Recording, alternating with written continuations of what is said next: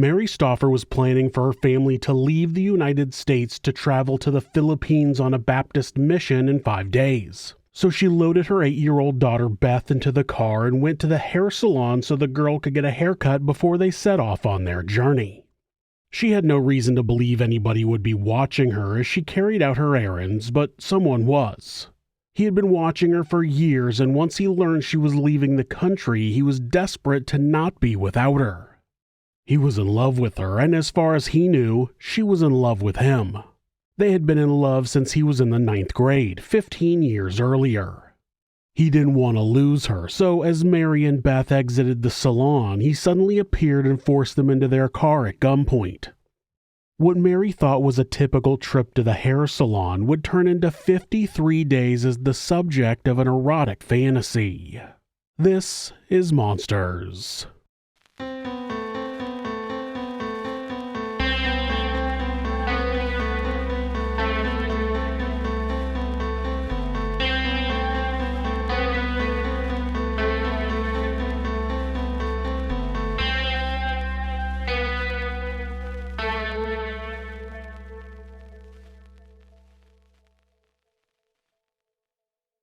Ming Sen Shiue was born on October 15, 1950 in Taiwan to Chern John and Mei Shiue.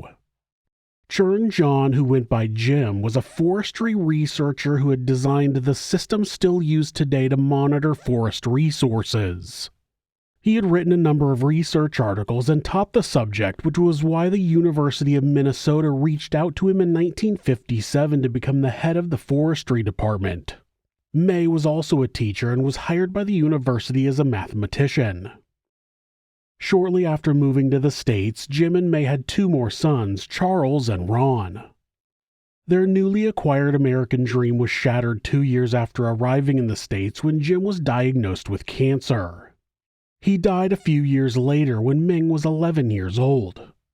Before that, Jim had told his son that, as the oldest, he would be the head of the household and he needed to take care of his mother and brothers. Ming took that responsibility seriously, and despite not needing to, he got a job delivering the Sunday morning newspaper in the area. That wasn't the only thing about his new role he took seriously. He took the position of disciplinarian of his brothers and ruled them with an iron fist. As soon as he was home from school, his brothers were to meet him at the front door and carry his books to his bedroom. Then they were made to take off his shoes and make him soup, which he was served in front of the television. When they complained to their mother, she just told them to do as they were told. Ming wouldn't hesitate to beat his younger brothers if they disobeyed his directions. It was reported that Ming resented his brothers for being born in the U.S. and being given American names. When Ming was 14, he started lighting fires at the apartment buildings where he delivered newspapers. When he was finally caught, he told the police that he had pressure in his head and that he couldn't help himself. He was sentenced to probation with the requirement he undergo a psychiatric evaluation. The psychiatrists at the University of Minnesota believed that Ming was a danger to himself and others and ordered him to an inpatient adolescent mental health facility for observations. During the evaluation, Mei told the doctors that she had woken up multiple times to Ming standing in her room at night. One of those times, when she woke up, Ming was under the covers and had cut a hole in the crotch of her pajamas so he could look at her genitals with a flashlight. The doctors determined that Ming was mentally ill and suggested long-term inpatient treatment, but there was some discrepancy between the social workers and the probation officer. The information didn't get to the court, and eventually Ming's probation ended and he was released from the mental health facility. In 1964, Ming began attending Alexander Ramsey High School in Roseville, Minnesota, just northeast of downtown Minneapolis. There he was assigned to an algebra class taught by Mary Stauffer. Mary Bang was born on June 20, 1943 in Duluth, Minnesota to Roy and Mabel Bang. After high school, Mary attended Bethel College, which changed its name to Bethel University in 2004, graduating in 1965 with a degree in math, minoring in music. Mary was a devout Baptist, and she met Irv Stauffer while volunteering at the church. A few years older than Mary, Irv had graduated from Bethel College in 1959 with a degree in math and physics. They married in 1966. While Irv was in seminary school between 1965 and 1967, Mary worked as a teacher at Alexander Ramsey High School in Roseville, not far from Bethel. She taught Ming in algebra, and she didn't seem to think anything was out of the ordinary with the teenager. In his head, however, Ming was becoming obsessed with the teacher. More than just an innocent crush, Ming began to believe that he and Mrs. Stauffer were falling in love. Since Mary didn't remember Ming years later when she came into contact with him, it seems as though she had no idea about the boy's fantasies. It seems like she would have remembered him if she'd known about them. A strange thing happened with Ming that might be attributed to his obsession with Mary, though. He went from an average student to a straight-A student who ended up graduating at the top of his class. He won the Minnesota State Science Award for his senior project, and he lettered in both football and baseball. He was voted by his graduating class as most likely to succeed. One theory was that Ming was trying to be more attractive to the object of his affection. He might have thought that him being successful in school is why she, in his mind, was in love with him. It might also have been an effort to hide his true self. Ming was suffering from serious mental health issues, but he was hiding it from everyone around him. Part of that mask might have been in the form of his overachieving nature. How could such a well-rounded, successful student have any mental health issues? Mary only taught at the school until 1967. The following year, she and Irv traveled to Cebu City, the Philippines, where Irv taught at the Baptist Theological College. A year later, they returned to Minnesota, and Irv finished his degree at Bethel College. Then, in September of 1970, the couple moved to Polk, Nebraska, where Irv became the pastor of the Baptist church there. While there, they had their first child together, a daughter named Beth, who was born in 1972. In 1975, Irv was appointed to the board of World Missions Baptist General Conference, and that summer they returned to the Philippines. They had another child, a son named Steve, sometime either right before moving to the Philippines or right after. The dates aren't exact. They spent a few years there establishing a Baptist church in Makati City near Manila. Many young boys who fantasized about a teacher would move on after the teacher moved away, but Ming did not. After graduating from high school, he started attending the University of Minnesota, but he was not as academically successful there like he had been in high school. After about a year, he failed a calculus test and dropped out. It seemed his thoughts were on other things besides school, one of them being Mary Stauffer. He started obsessing over a number of famous actresses as well, but they weren't the ones you'd think a young man would be lusting over. He didn't like Jacqueline Smith or Jane Fonda. He was attracted to actresses who played motherly characters like Florence Henderson, the mother on the Brady Bunch, and Shirley Jones, the mother on the Partridge Family. He made a list of all the famous women he fantasized about, and those were the types of names that appeared on it. He was attracted to the innocent school teacher type, and that was highlighted in the fact that there was one non-famous name on his list: Mary Stauffer. He spent most of his free time writing erotic fiction about the women on his list. They were very detailed and all shared the same narrative, that the women were in love with him and he was an amazing lover who they just couldn't get enough of. Some of his stories had fictional characters, but it was clear who they were based on. One story had him as the high school football star who was dating the popular cheerleader. But when he found out a teacher was jealous of his girlfriend, he went to her classroom, then agreed to go home with her where they engaged in earth-shattering sex. We all know who the teacher represented. With his higher education efforts over, Ming's mother, May, recognized that he had a natural aptitude with electronics and helped him open an electronics repair business. He opened Sound Equipment Service, Inc. in 1971, and over the following decade, the business grew to be valued at $250,000, which would be almost $1 million today. His employees would later say that Ming never spoke to them about anything outside of business. He talked to them about work, and as far as they knew, he had no social life. It did become noticeable near the end of the 70s, though, when Ming started neglecting his personal hygiene. May had remarried years earlier and moved to Virginia, but she kept the house that they had lived in growing up, and Ming moved back in. In 1979, Ming's brother Ron moved in, setting up his own apartment in the basement. The only thing they shared was the kitchen, and a sliding door was installed to separate the kitchen from the rest of the upstairs area where Ming lived. Ming never had a close relationship with his brothers, and he didn't socialize with Ron despite living in the same house. In 1978 or 79, the Stauffer family returned to the States and were housed at Bethel College as it was the headquarters of the Baptist General Conference. They were given an apartment there while they waited for the time period required of missionaries between missions. Baptists are required to return home after a certain period and talk to other churches about their missionary work and to help raise funds for future missions. The Stauffers were in Minnesota for a couple of years and were scheduled to return to the Philippines on May 21, 1980. It was less than a week before they were scheduled to leave that Ming would finally make his move that would change more lives than just the Stauffers.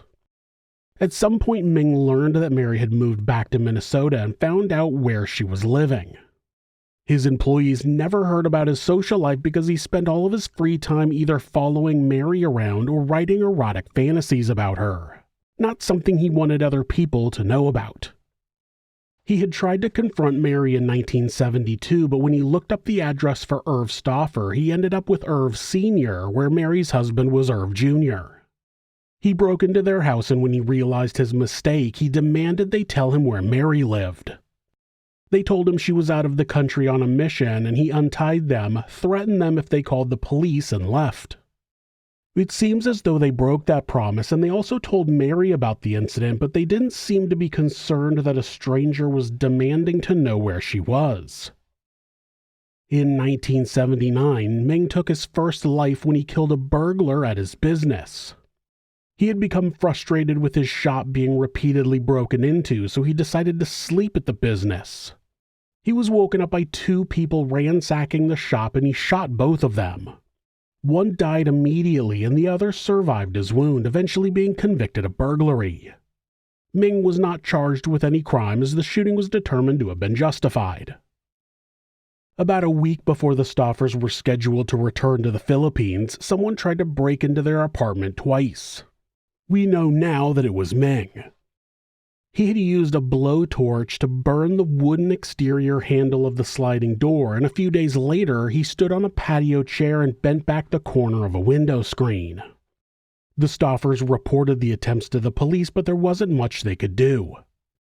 It would later be discovered that Ming had also sawn a hole in the ceiling of the apartment complex's utility room, which was under Irv and Mary's bedroom, though he didn't make it all the way through. Ming would actually sit behind Mary during church services so he could be close to her, and it was in March of 1980 that he learned that the Stauffers were leaving the country again. He panicked when he heard the news, and he decided that he was going to have to take Mary away. The break-ins were likely an attempt to find a way to carry out his plan, but as the time of the family's departure drew near, Ming ended up just throwing caution to the wind and intended to just find a place to grab Mary while she was out. Ming spent the days before the kidnapping getting everything ready. He cleared out a closet in his house and laid a pillow and blanket on the floor. He also installed chains to use to restrain Mary. People say that Ming was suffering from erotomania, which is a psychiatric condition where a person believes someone else is in love with them. But if that was the case, why would he think he needed to restrain Mary? If he believed that she was in love with him and was dying to be with him, why would he need to chain her up and lock her in a closet? Why would he know she would try to get away? I'm not saying that he didn't have some sort of delusion, but he still clearly knew that she didn't want to be with him. Another frightening detail that Ming did in order to prepare his house was to stock it with foods he believed that Mary liked. He knew what those foods were because he would follow her around the grocery store as she shopped without her noticing. Then he put a large cardboard box in the back of his van so Mary would be hidden from view while he drove her back to his house. At 3:45 p.m. on May 16, 1980, Ming followed Mary as she put Beth into her 1973 green Ford LTD and they drove into town. They stopped at a beauty salon and went inside, so Ming parked his van and found a hidden spot to watch the front doors. As Mary and Beth exited the salon, Ming ran up to them, grabbed Beth and put a gun to her head, demanding a ride. Beth and Mary climbed into the front of the car through the passenger door, and then Ming got in next to Beth, still pointing the gun at her. He directed Mary to the interstate and had her start driving west. It seemed that Ming was figuring things out as he went. He would later say that he only wanted Mary, so he was trying to figure out what to do with Beth while they drove. He also said he was upset that Mary didn't seem to recognize him. Another detail that would put a dent in his delusion. If Mary was in love with him, wouldn't she know who he was? Seems like a pretty important detail. Either way, he directed Mary to drive into a secluded wooded area and he tied both her and her daughter up. Then he put them both in the trunk of the car before driving back east. When he heard Mary and Beth praying in the trunk, he stopped the car, went around to the back and taped both of their mouths shut. He wrapped tape around Beth's whole head that would eventually leave a scar. Mary would later say they drove around for quite a while, probably waiting for it to get darker before he transferred his captives to his van. While in the trunk, Beth was able to get her rope untied and she started to untie Mary's ropes when Ming stopped the car near his van to make the transfer. She said she could hear children in the background and it turned out they were near a playground in Arden Hills. When Ming opened the trunk and saw that Beth was trying to untie her mother, he got angry, retying both of them and then putting the spare tire on top of them to limit their movement. Unfortunately, before Ming could close the trunk, a young boy ran up and saw Mary and Beth inside restrained. He looked at Ming and wasn't even able to get a word out before the man threw him in the trunk with his other captives and slammed the lid. He sped away from the park and continued driving around. The boy was 6-year-old Jason Wilkman, who had been playing with a friend at the park. Jason's mother, Sandra Wilkman, was visiting a friend, Isabel Brains, and Jason went with her son, Timothy Brains, to the park just past their backyard. While there, they saw Ming pull up, and being curious young boys, they ran up to see what he was doing, and though Timothy stayed near the front of the vehicle, Jason had walked around to the back where he saw Mary and Beth tied up in the trunk. Timmy watched in horror as his friend was tossed in the trunk and the car drove away. Having no idea there were 2 other people in the trunk, he ran home and told the mothers that Jason had been kidnapped. As Sandra ran to the park yelling her son's name, people in the neighborhood heard the commotion and came out to help in the search. While that was happening, Isabel had called the sheriff and the authorities were quickly on the case.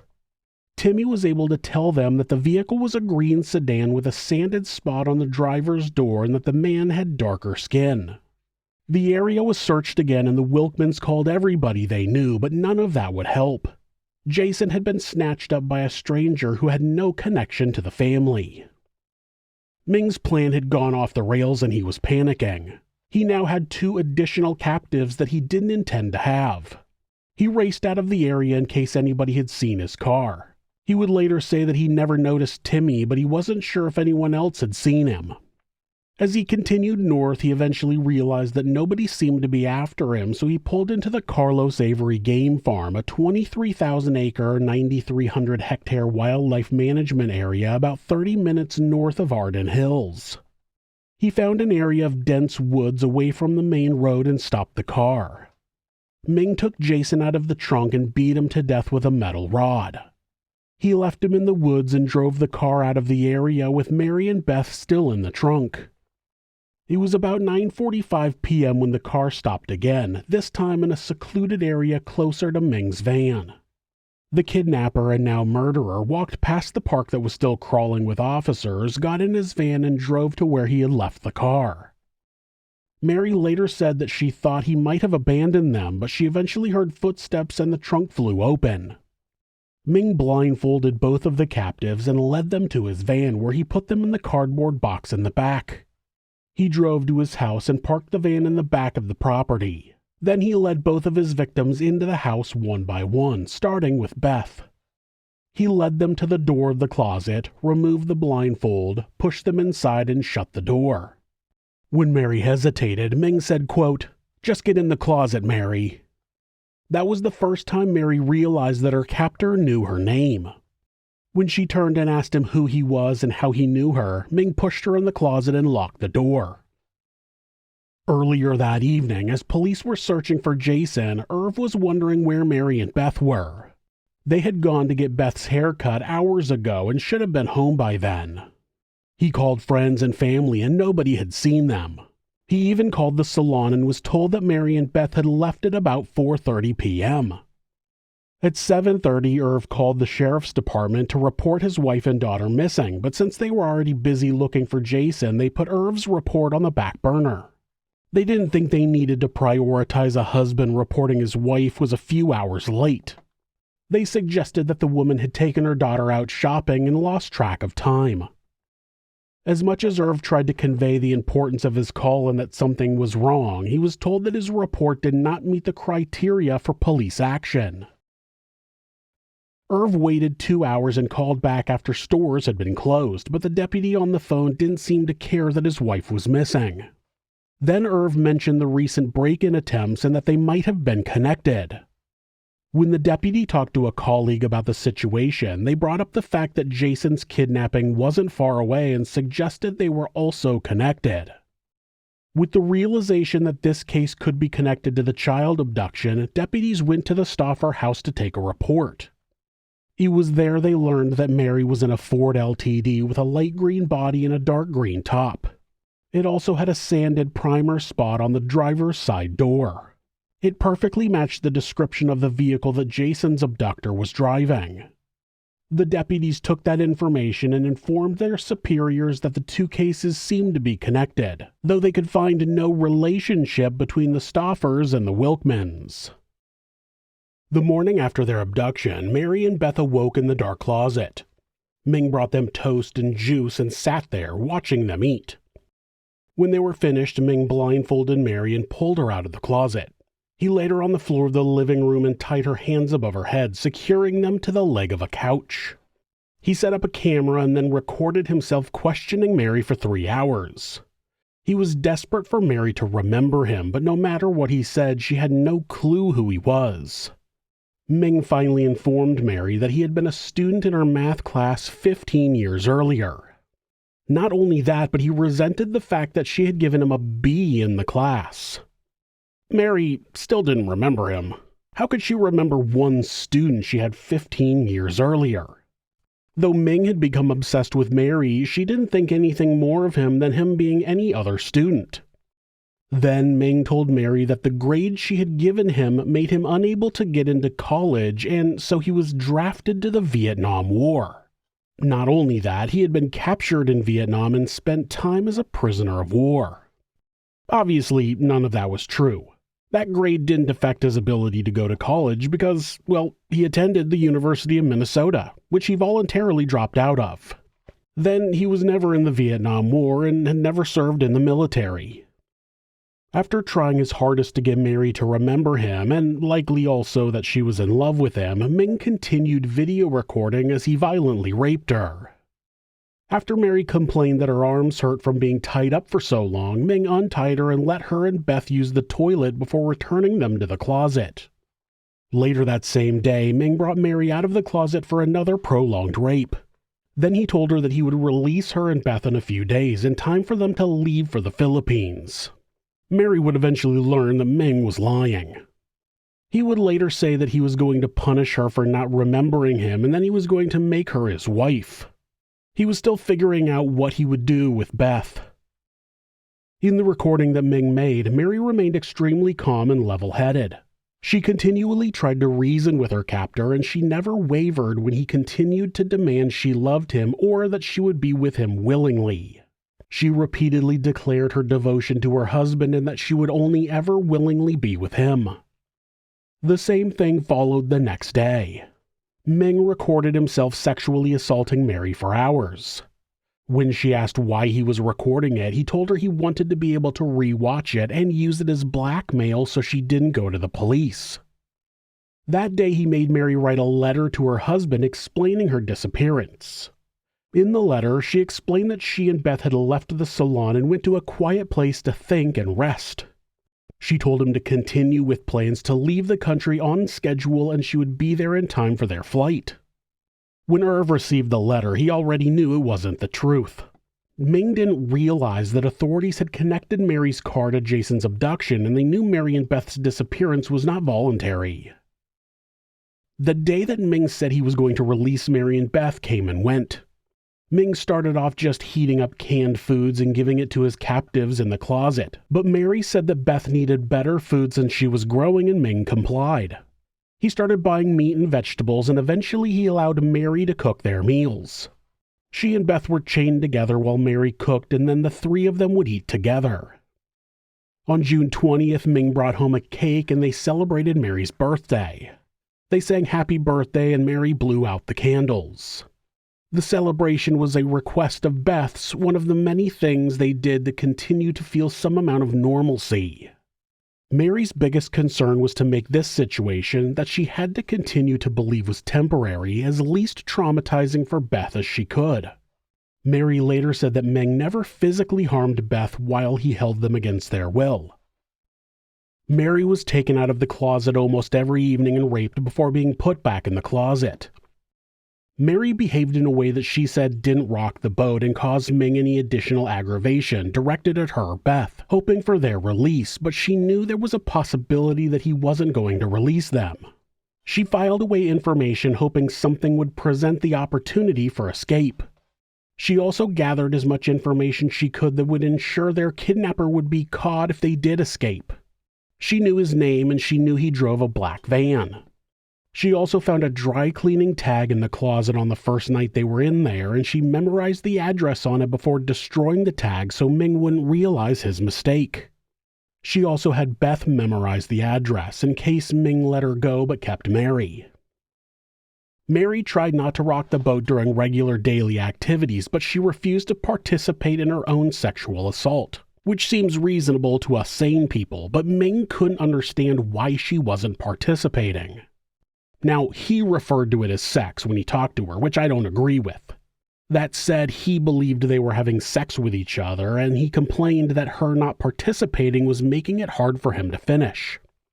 Though Ming imagined himself to be an amazing lover, it's believed that he had never actually been with a woman at any point before the kidnapping.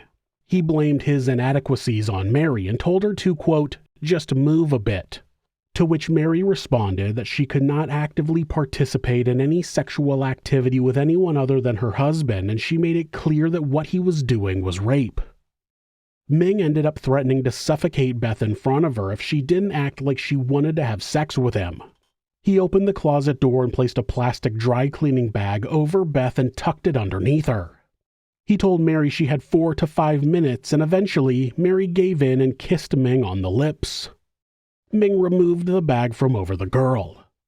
After that, Mary did what he wanted during the rapes, but still made as little effort as possible. Ming was mentioned as having a high IQ, but he didn't seem to have much in the way of practical intelligence. Other than not understanding why a woman didn't want to be affectionate with her rapist, he also seemed confused as to why the letter he had had Mary write had not convinced her family that she had left of her own free will. Her disappearance continued to appear in the news and was framed as a kidnapping. The idea that Irv wouldn't immediately read the letter and accept it as fact was a foreign idea to Ming. Maybe because he had never been in a real relationship before, but if my wife disappeared tomorrow and I received a letter like Mary's, I wouldn't believe it. Because I know my wife. We've been together for more than 20 years. It was out of character for Mary. Then you add that Mary and Beth never returned when they said they would. Did he not think that would create further skepticism of the letter? It had been weeks since she said she would return and she just never did. No call, no letter, just didn't show up. And Ming thought that her family and the authorities would just shrug that off? So Ming might have had a high IQ, but he didn't have a lot of sense. So on June 3rd, he had Mary write a second letter claiming they were still okay and that it was the publicity from her and Beth's so-called disappearance that kept them from returning when she said she would. She didn't say why exactly that kept her from returning, but who cares about details, right? Then she wrote that Irv should not allow the authorities to be involved when he got this second letter. She went on to write, quote, "If you comply with the contents of this letter, we will be contacting you soon regarding the arrangements of our eventual return." That sounds like a ransom. Who writes like that to their spouse? It would be obvious to Irv that Mary was not writing her own statements. And then what? Ming didn't plan to release Mary, so wouldn't Irv get suspicious again when she never contacted him? It made no sense. In early June, Ming was asked to go to a trade conference in Chicago, so he rented an RV and chained his captives inside. On the way to Chicago, he stopped at a Sears department store and bought clothes for Mary and Beth. They had been in the same clothes since their abduction, and though Ming did occasionally wash the clothes for them, he thought they would be harder to recognize if they were wearing something different.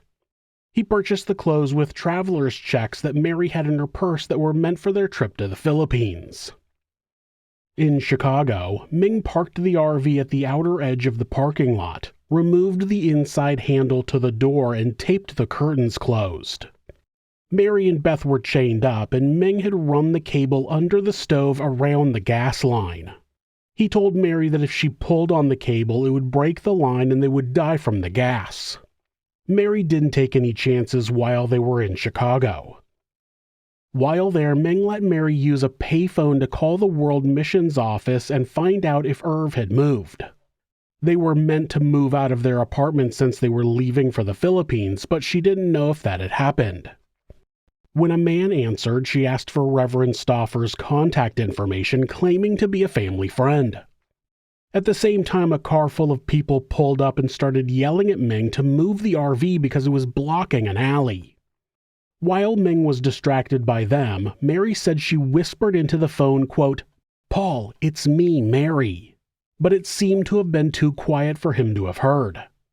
He gave Mary Irv's new number, which Ming wrote on a page he tore out of the phone book. When Ming was arrested, that piece of phone book was still in his wallet. On June 16th, Irv received a call from Beth to wish him a happy Father's Day.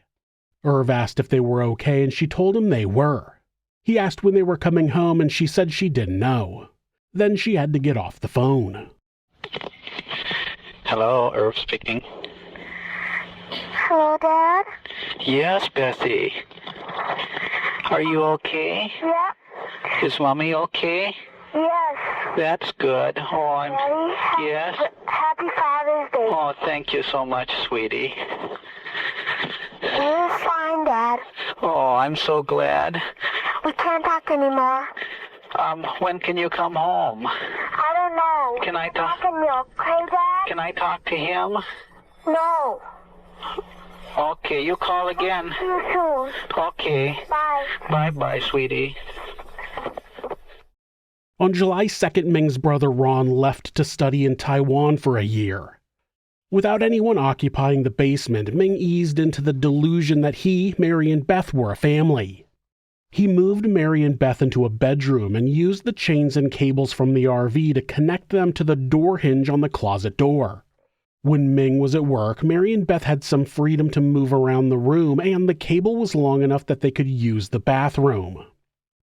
It turned out that Ming had not intended for them to have that benefit, and when he learned they had left the room while he was at work, he became upset and told Mary he was going to put them back in the closet.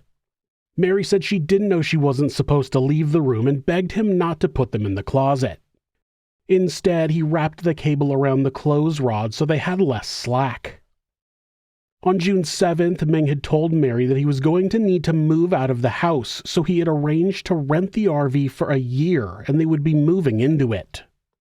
It was very clear that Ming had no intention of releasing them, and Mary knew she had to get out of that house. He locked them up in the bedroom and went to work, and Mary started looking for a way to get out of that room. She eventually managed to work the pins out of the door hinges and free the cable that was keeping them in place. Beth became hysterical, yelling that they would make their captor mad, but Mary told her she needed to trust her. They needed to get out of there. Still chained together, Mary went to the kitchen and used the phone to call the sheriff's office. She calmly explained that she was Mary Stauffer and that she was being held captive. She recited the address she had memorized the first day of her captivity and gave them the name Ming Sen Shiue. She explained that Ming was not home but could return at any time and that he had guns. She told them when they arrived if there was a black van outside of the house, that meant he was home and to not try to come in the house. The dispatcher told Mary to stay in the house, but after she hung up, she and Beth needed to get out of there. They went outside and hid behind an old car that was covered with a tarp. To Mary and Beth, it seemed like forever before the authorities arrived, but they had actually gotten there fairly quickly. They saw that there was no van parked near the house, but they needed to ensure the neighbors were safe in the event he showed up and started shooting. Before making entry into the house, they spotted Mary and Beth hiding behind the old car and brought them to safety. They were placed in the back of a patrol car and whisked away as other deputies entered the house and cleared the scene. In the car, Deputy Marie Ballard asked Mary if Jason Wilkman had been with them in the house. Mary's mind suddenly filled with dread. She responded, quote, "Jason, didn't you find him?" Mary told the deputy that Ming claimed he had let Jason go the same night they were taken and they hadn't seen him since. If Jason did not make it back to his family after almost 2 months, it was clear that he was more than likely not alive. At the station, Mary gave her statement of everything that had happened during her 53 days in captivity. One of those events was their trip to Chicago, which meant Ming had transported kidnapped victims over state lines, which was a federal crime. After being questioned and photographed at the station, Mary and Beth were taken to the hospital to be checked out by doctors. The authorities had the heartbreaking task of informing the Wilkmans that Mary and Beth had been found, but that Jason had not been with them. When deputies arrived at Ming's business, they first drew their guns on a man sitting in a black van, but it turned out to be a news crew.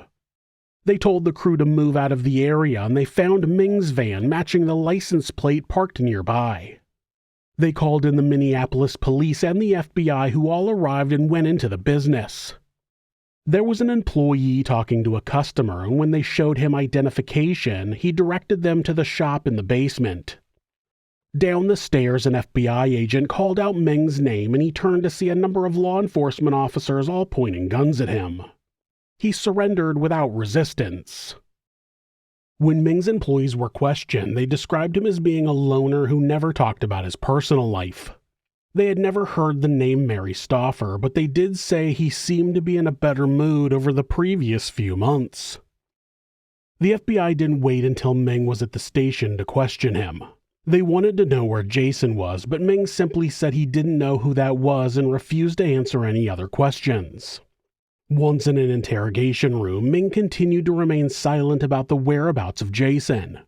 Ming said he would give them the location in exchange for some sort of deal, but the prosecutors refused. Ming's mother, May, had hired one of the area's top defense lawyers, and he told her that there was a lot of strong evidence against her son. Still, she wanted to ensure that her son had the best defense he could get. Obviously, the defense's only play was to claim that Ming was mentally ill, which he was. Sane people don't do what he did. There were moments when Ming saw Mary at court appearances where he would yell out to her, asking why she left him. He wasn't playing with a full deck, but you don't make that many preparations to hold someone captive and not know what you're doing is wrong. You don't chain someone up and lock them in a closet if you truly believe they want to be with you. Obviously, Ming was scheduled to be evaluated by a psychiatrist to ensure he was fit to stand trial. Ming saw that as his chance to escape, and he offered an inmate named Richard Green $50,000 if he helped him escape while he was being transported to the hospital for his evaluation.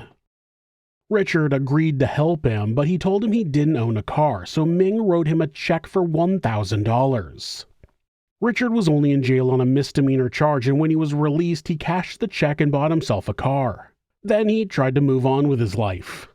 He wasn't really going to help someone break out of prison. He just wanted to fleece Ming for the grand and then forget about him, but Ming wouldn't let him forget. He kept calling him, and so Richard went to the FBI and told them about the plan. Not to be deterred, Ming then started buying candy from the commissary that had foil wrappers. One of the guards noticed Ming tampering with a window in the cafeteria, and when he confronted him, Ming claimed he was going to use the foil to disable the window's security alarm. It seemed that, even in jail, Ming still lived in a fantasy world. After his second escape attempt, he was given maximum security status and placed in segregation.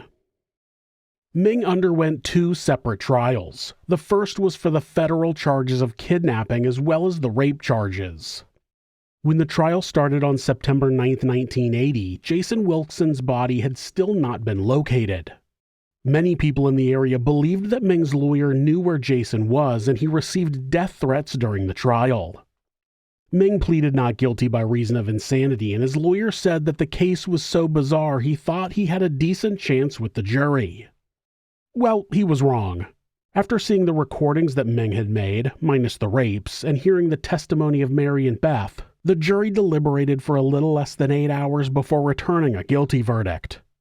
Ming Sen Shiue was sentenced to life in prison with parole eligibility after 30 years.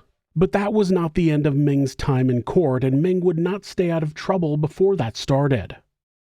On November 3rd, Ming was being held in the county jail awaiting his second trial when he started threatening to kill the 7 other inmates on his cell block. Eventually, a fight broke out and Ming had to be put in segregation. The next day, he was brought back to the cell block, and apparently he didn't cause any more problems. Before the second trial began, Ming agreed to lead authorities to Jason's body in exchange for charging him with second-degree murder instead of first-degree murder. Due to the vastness of the game preserve, it still took searchers 3 days to locate the remains of Jason. All that was left was a skeleton, but his identity was confirmed through dental records. There was a hole in the skull along with fractures, and the medical examiner stated that he couldn't tell if it was from a gunshot or a beating with something like a tire iron. On November 5, 1980, Ming was formally charged with the kidnap and murder. That trial started on January 14, 1981, and again, Ming pleaded not guilty by reason of insanity. Having not worked for the previous trial, it was unlikely to work this time, but it's not like the defense had anything else to try. Of course, there were witnesses to the abduction, most importantly, Mary.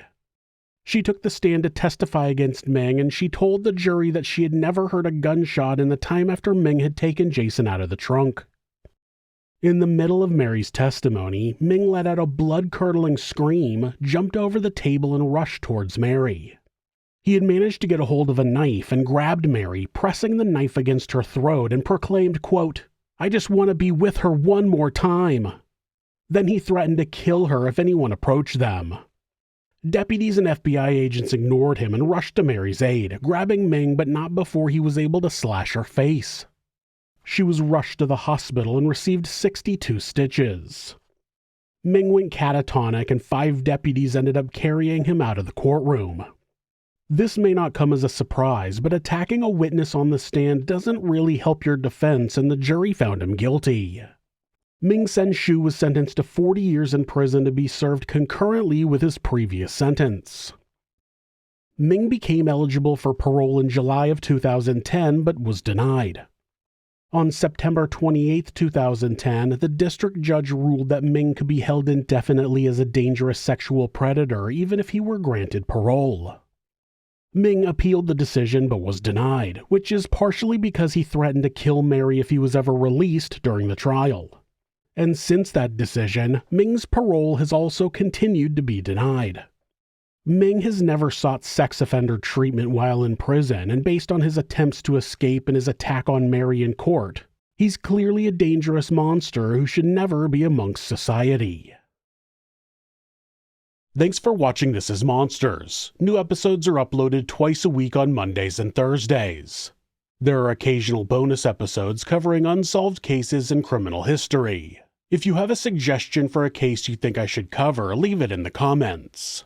You can always follow the channel on Instagram at thisis_monsters and purchase merch at thisismonsters.com. Thanks so much, and be safe.